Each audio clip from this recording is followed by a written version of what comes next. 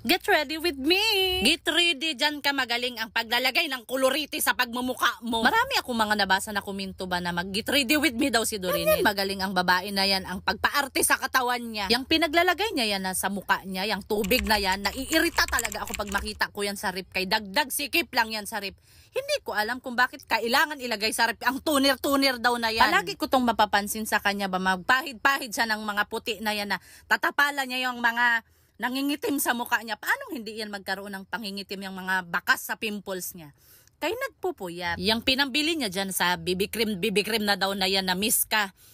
Kung itinulog niya na lang, hindi na niya kailangan maglagay niyan. Kaya hindi siya magkaka-pimples, kaya hindi na puyat. O tinatakpan niya ngayon yung eyebag niya. Sino ang may kasalanan bakit nagka-eyebag? Siya din.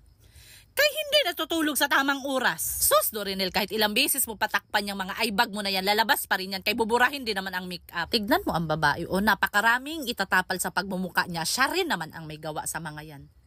Kung nakikinig ka, kung matulog ka sa tamang oras, kakain ka ng mga healthy, iinom ka sa tubig, hindi magkakaganyan ang mukha mo. Hindi mo na kailangan yung tapal-tapalan ng mga kung ano-ano dyan. Baka magtanong-tanong na naman kayo kung anong pangalan sa pinang-drawing niya dyan sa kilay niya na inahit na dudrawingan na naman niya.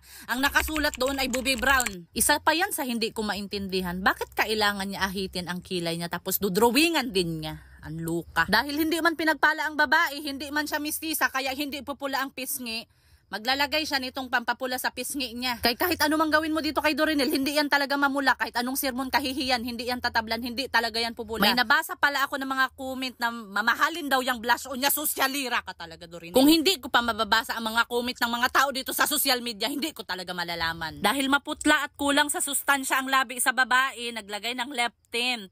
Maglalagay pa rin siya ng lipstick. Marami talagang kailangan ilagay dyan sa labi niya kay napakaputla dahil walang sustansya.